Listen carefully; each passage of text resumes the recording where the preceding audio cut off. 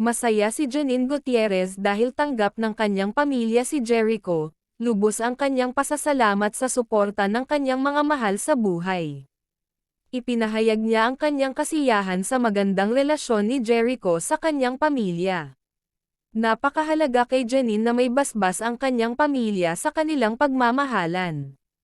Pinuri niya ang pagiging mabuting tao ni Jericho na madaling minahal ng kanyang pamilya. Ibinahagi niya kung gaano kakomportable si Jericho tuwing sila'y magkakasama. Sinabi ni Janine na ang pagtanggap ng pamilya niya kay Jericho ay nagpapalakas ng kanilang relasyon. Ramdam niya ang pagmamahal ng kanyang pamilya na umaabot din kay Jericho. Pinangako niya sa sarili na aalagaan nila ang kanilang relasyon ng buong puso.